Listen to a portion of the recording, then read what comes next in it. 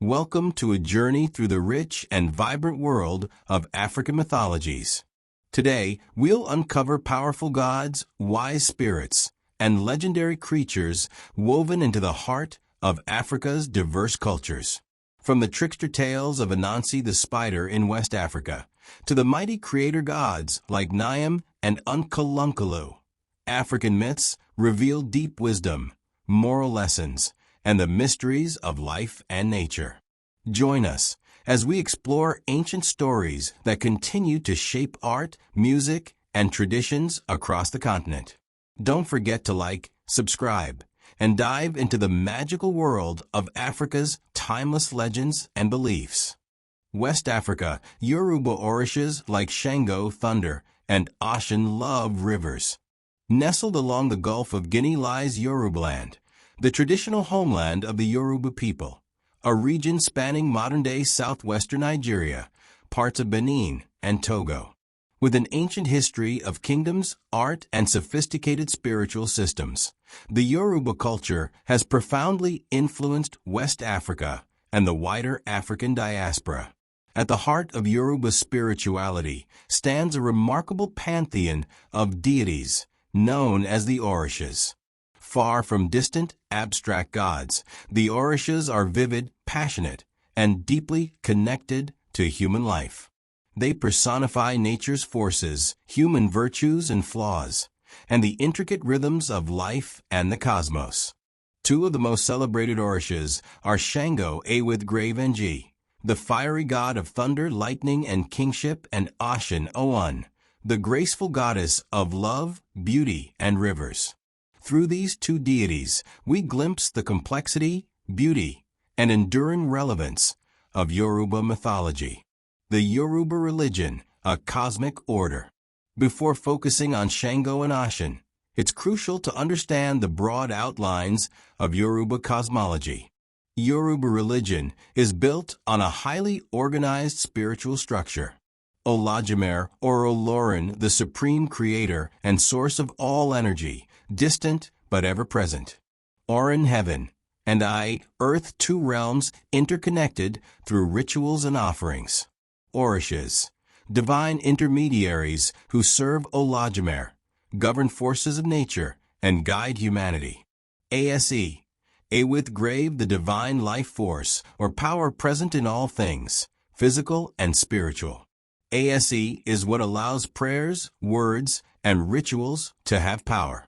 Orishas embody the principle of Ase, channeling it into the world. Each Orisha has distinct attributes, symbols, colors, rhythms, and personality traits. In Yoruba belief, humans are born with a destiny Ori, and one's spiritual head must be honored and aligned through devotion to the Orishas.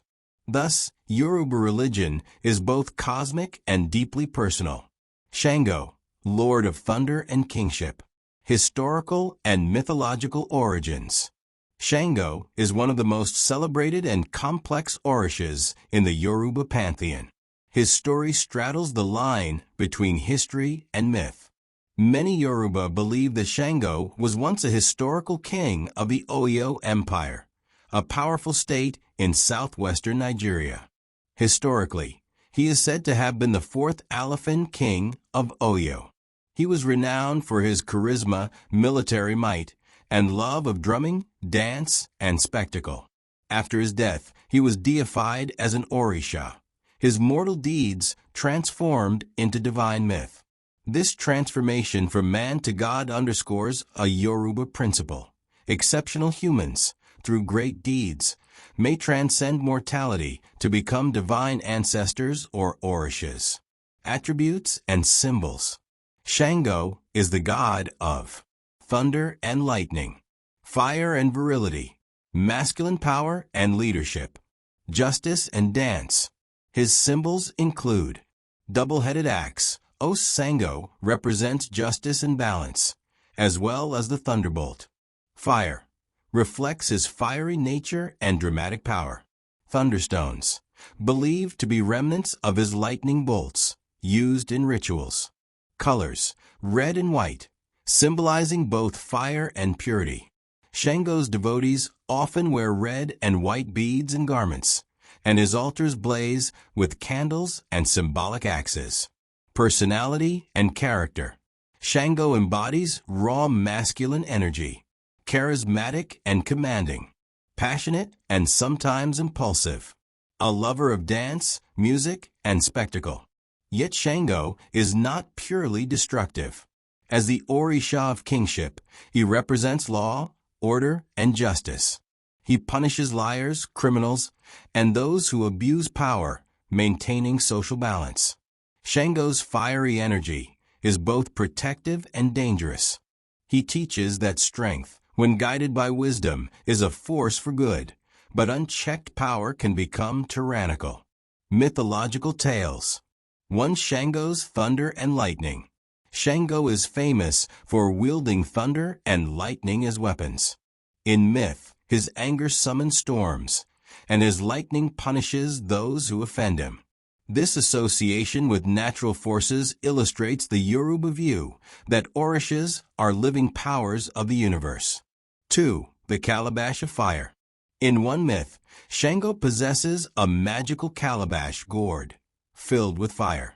During battle, he hurls flames at his enemies, securing victory. Yet his power becomes overwhelming, causing destruction even among his own people, prompting Shango to retreat into the heavens, where he becomes an Orisha. 3. Shango and his wives. Shango's passionate nature extends into love. In Yoruba lore, he has several wives, including Oya, the fierce goddess of winds, storms, and the Niger River; Ashen, the goddess of love and beauty. Their relationships are both loving and tumultuous, reflecting Shango's fiery temperament. Shango's cult and worship. Worship of Shango is vibrant and dramatic. Rituals include drumming, singing, dance, and possession trance, where devotees embody the spirit of Shango. Drumming rhythms associated with Shango are fast, fiery, and powerful.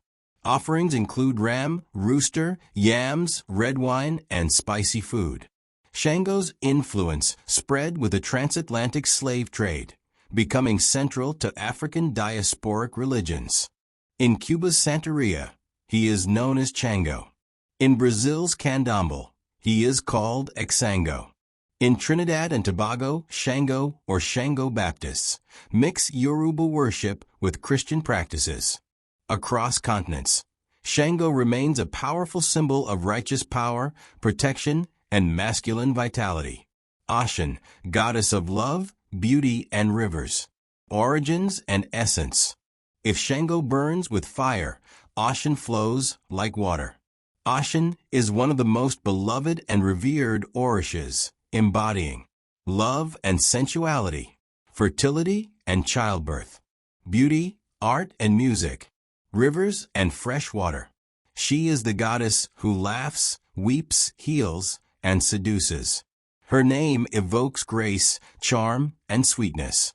Ashen's main river, the Ashen River in Nigeria, is a sacred site where thousands of devotees gather yearly for the Ashen Osogbo festival, honoring her presence and seeking blessings. Symbols and attributes. Ashen's symbols include rivers and flowing water, life-giving and cleansing; mirror, reflecting beauty and self-awareness; fans and brass bells, used in rituals to summon her; colors, yellow, gold, and sometimes orange, representing wealth, joy, and radiance; honey, one of her sacred offerings, symbolizing sweetness. Ashen's energy is gentle but not weak.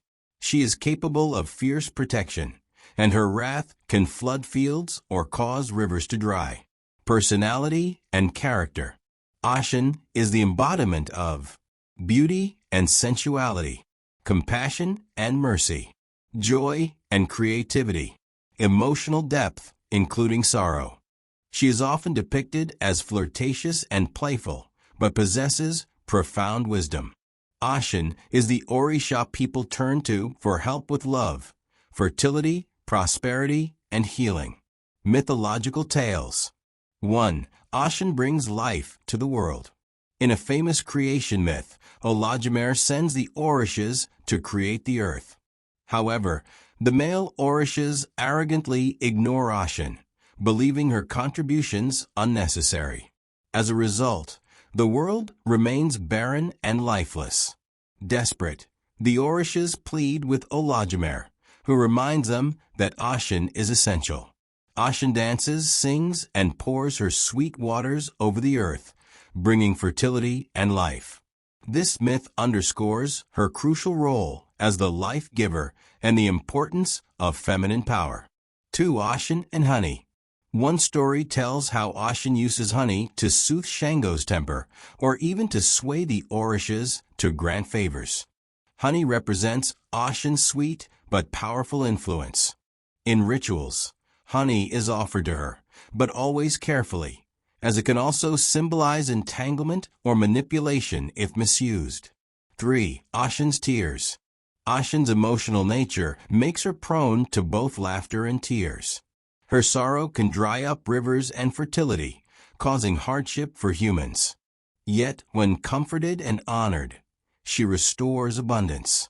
This duality reflects Yoruba understanding of the interconnectedness between divine emotions and natural forces. Ashin's cult and worship. Worship of Ashin is characterized by beauty and elegance. Rituals feature dance, music, and vibrant yellow and gold garments. Devotees may wear gold jewelry and carry mirrors. Offerings include honey, oranges, cinnamon, and sweet cakes. In the African diaspora, Ashin remains deeply venerated. In Cuba's Santeria, she is syncretized with Our Lady of Charity, La Virgen de la Caridad del Cabra. In Brazilian Candomblé, she is Oxum, goddess of sweet waters and wealth. In Trinidad, Ashin worship merges with local traditions, celebrating rivers and fertility. Across cultures, Ashin embodies beauty, compassion, and the transformative power of feminine energy. The dynamic between Shango and Ashin. Yoruba myths often depict relationships between Orishas, reflecting complex human emotions. Shango and Ashin share a passionate connection. Shango's fiery masculinity complements Ashin's watery sensuality. Ashin's charm often softens Shango's explosive temper. In some stories, Ashin uses her beauty and intelligence to influence Shango or calm his storms. Their dynamic underscores an essential Yoruba belief: balance. Fire and water, power and grace, must coexist for harmony to prevail. The interplay between these two Orishas reveals that love and power, masculine and feminine, are equally crucial forces in the cosmos. Yoruba mythology in the diaspora. With the transatlantic slave trade, Yoruba beliefs traveled to the Americas. Despite brutal suppression, enslaved Africans preserved their Orishas by syncretizing Orishas with Catholic saints to disguise their worship, integrating Yoruba rituals with local beliefs, creating vibrant Afro-Atlantic religions. Today, Yoruba spirituality thrives globally. Santeria, Cuba. Candomblé, Brazil. Vodou, Haiti. Shango Baptists, Trinidad and Tobago. Lucumi traditions, Caribbean and North America. Shango and Ashin remain among the most widely revered Orishas, embodying resilience, identity, and cultural survival. The Orishas, especially Shango and Ashin, stand as towering figures in the Yoruba spiritual landscape. Through them, we see the power of nature's forces embodied in divine personalities, the balance between passion and compassion, thunder and sweetness, a vibrant cosmology that remains alive in rituals, festivals, and global communities. Shango teaches strength, justice, and leadership, reminding us that power carries responsibility. Ashin offers beauty, love, and healing, showing that gentleness and joy are forces of transformation. Together, they exemplify the richness of Yoruba mythology, a legacy that transcends time and place, continuing to inspire millions across continents. In honoring them, we honor the enduring spirit of humanity, the dance of fire and water, and the eternal flow of life. Southern Africa. Zulu myths about Unkulunkulu, the creator. Southern Africa's mythologies are a treasure trove of wisdom, mystery, and cultural memory. Among the diverse traditions in this region, the beliefs of the Zulu people stand out for their rich cosmological narratives and deep spiritual significance. Central to Zulu religious thought is Unkulunkulu, the primordial creator, often regarded as the first ancestor and the source of all life. The figure of Unkulunkulu represents far more than just a creator god. He embodies the intimate connection between humans, nature, and the divine in Zulu thought. His myths reflect not only metaphysical questions about the origins of life, but also practical concerns about morality, social order, and the meaning of existence. Let's delve into Zulu mythology to understand Unkulunkulu's story, his attributes, and his significance in the broader tapestry of Southern African belief systems. The Zulu people and their cosmology. The Zulu nation. The Zulu are one of the largest ethnic groups in Southern Africa, primarily inhabiting KwaZulu-Natal in modern-day South Africa. Historically, they emerged as a powerful kingdom under leaders like Shaka Zulu in the early 19th century. Beyond their political history, the Zulu possess a profound spiritual worldview, rooted in ancestor veneration, Amadlozi, nature spirits, and sacred places, rituals for rainmaking, healing, and divination, storytelling as a vehicle for cultural memory. At the apex of this cosmological hierarchy is Unkulunkulu, whose name literally means the very great one or the ancient great one. Who is Unkulunkulu? Unkulunkulu is the supreme creator figure in Zulu belief. His identity is complex, blending aspects of a supreme deity, a cultural ancestor, an impersonal creative force. Unlike the personalized gods of some mythologies who actively intervene in human affairs, Unkulunkulu, in many Zulu traditions, is somewhat distant, a being who set the world in motion and then withdrew. However, the exact nature of Unkulunkulu varies across Zulu communities and periods. In some narratives, he is deeply involved in humanity's origins and daily life.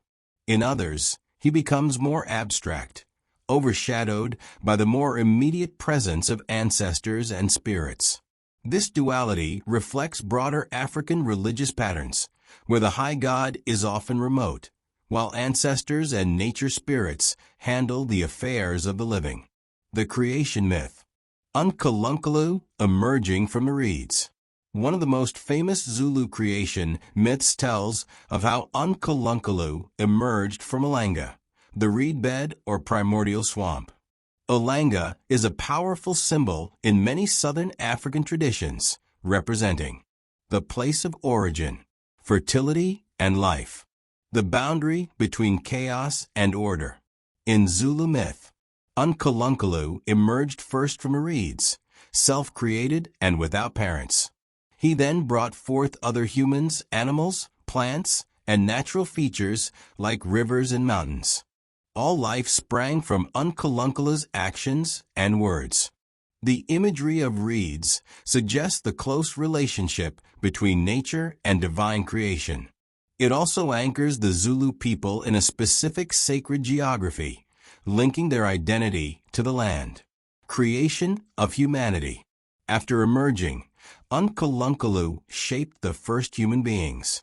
In some versions, he molded humans from clay or mud, similar to myths in other cultures. Alternatively, humans also came out of the reeds after Unkulunkulu. Once humans were created, Unkulunkulu taught them how to build huts, make fire, and cultivate crops.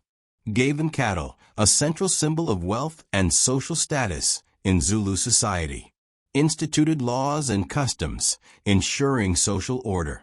This portrayal of Unkulunkulu as a culture hero reflects the importance of social norms and practical survival skills in Zulu life. He is not just a creator, but also a teacher. Animals and nature. Unkalunkalu also created animals, each with its place in the ecosystem. Rivers and mountains shaping the landscape. Plants and trees providing food and medicine. These myths reinforce the Zulu view that humanity is part of a larger, interconnected natural world. Everything has a purpose, and humans must live in harmony with nature. Unkalunkalu and the origin of death. One of the most profound aspects of Unkalunkalu's mythology concerns the origin of death. The chameleon and the lizard. In a classic Zulu myth, Unkalunkalu sends messages about life and death. He sends the chameleon to humanity with a message: men shall not die. But the chameleon travels slowly, stopping to eat leaves along the way. Growing impatient, Unkalunkalu sends the lizard or salamander with a new message: men shall die. The lizard arrives first, declaring that humans will indeed die. By the time the chameleon arrives with the opposite message, it is too late. This myth echoes a widespread motif across Bantu-speaking Africa, explaining why humans are mortal. Several layers of meaning lie beneath this tale. The slowness of the chameleon symbolizes delay, carelessness, or the natural rhythms of life. The speed of the lizard represents inevitability and fate. The myth suggests that death is not humanity's intended destiny, but a cosmic accident. Philosophically, it reflects the Zulu view of life as fragile and contingent. Death is seen not as a punishment, but as a tragic result of miscommunication or misfortune. The role of Unkalunkalu. In some versions of the myth, Unkalunkalu seems almost passive. He does not intervene once the wrong message is delivered. He appears resigned to the new reality of human mortality. This distance reinforces the notion that Unkalunkalu is a remote deity. Once he created the world, he withdrew, leaving humanity to navigate life, death, and fate. Unkalunkalu and social order. Beyond cosmic creation, Unkalunkalu's myths serve to justify and teach social order. Teacher of civilization. Unkalunkalu is credited with teaching humans how to build homes, introducing agriculture and cattle keeping, instituting marriage customs and laws. In traditional Zulu society, social order is paramount. The concept of Ubuntu, the idea that a person is only a person through other people, emphasizes community and mutual responsibility. Unkalunkalu's teachings provide divine sanction for these values. Lawgiver. Zulu myths often depict Unkalunkalu as the first lawgiver. He sets rules for behavior. He establishes moral codes, such as respect for elders, proper rituals, and sexual morality. These laws reinforce societal cohesion.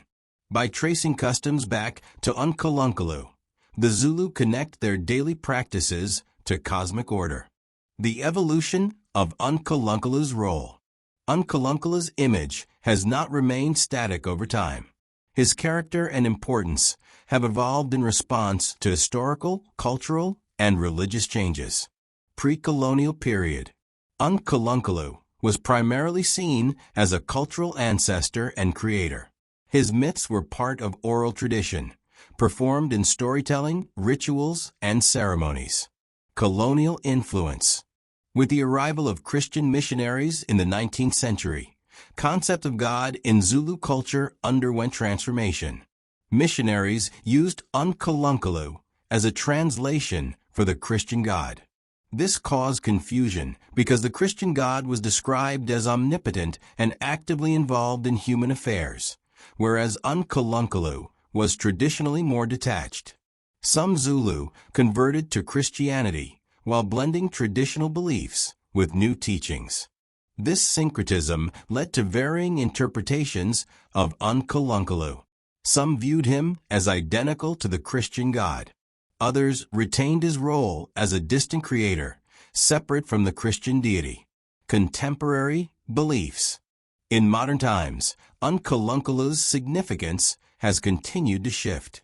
Among devout Christians, he may be rarely mentioned, replaced by Christian theology. Among traditionalists and cultural revivalists, Unkalunkalu remains a symbol of Zulu identity and heritage. In neo-traditional spirituality, Unkalunkalu is honored alongside ancestors and nature spirits. Thus, Unkalunkalu's identity reflects broader cultural negotiations between tradition and modernity. Unkalunkalu and ancestor worship. While Unkalunkalu is the ultimate creator, daily Zulu spiritual life often revolves around ancestor veneration, Amadlozi. Ancestors act as intermediaries between humans and higher powers. They protect families, offer guidance, and must be appeased through rituals and offerings. Illness, misfortune, or natural disasters are sometimes interpreted as signs of ancestor displeasure. Unkalunkalu's relative distance makes ancestors more immediate and accessible. Yet he remains the cosmic source from which all ancestors ultimately descend. Symbolism and cultural impact. Unkalunkalu is not merely a mythical figure, but a profound symbol of creation, the origin of life, humanity, and culture, law and order, the divine basis of social customs and morality, identity, a source of pride and cultural heritage for the Zulu people, cosmic connection, a reminder of humanity's place in a larger, sacred cosmos. His myths continue to influence Zulu storytelling and folklore, poetry and modern Zulu literature, cultural festivals and heritage events, identity discourse in post-apartheid South Africa, where reclaiming indigenous narratives has become crucial, philosophical themes, divine remoteness. Unkalunkalu's remoteness mirrors a widespread African theological pattern. The high God creates the world, but often withdraws. Daily affairs are handled by ancestors and spirits. This reflects a pragmatic approach. The divine is present, but not micromanaging. Life's fragility.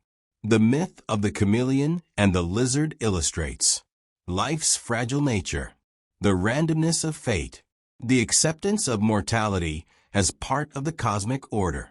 Rather than bitterness, there is a stoic resignation, a philosophy deeply embedded in Zulu culture. Balance and harmony. Unkalunkalu embodies balance between creation and detachment, between humans and nature, between cosmic order and human society. His myths teach that harmony arises from respecting the divine order and living according to established laws.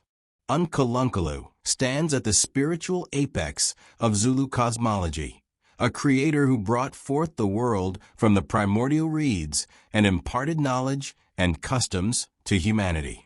Yet he is also a remote figure, whose withdrawal from daily affairs left room for ancestors and spirits to guide human lives. Through Unkalunkalu, Zulu mythology explains profound questions. Where did we come from? Why do we die? How should we live? His myths anchor the Zulu people to their land, their traditions, and their identity. Despite colonial disruptions, Christian influences, and modernity's pressures, Unkalunkalu remains a potent symbol of cultural heritage.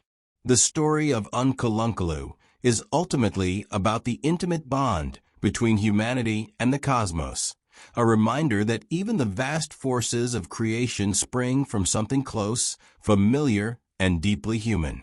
In honoring Unkalunkalu, the Zulu honor the delicate web of life, law, and memory that binds the world together. Thanks for joining me on this amazing journey through African mythologies. From clever tricksters to powerful gods and ancient creation tales, These stories are treasures that keep Africa's spirit alive across generations.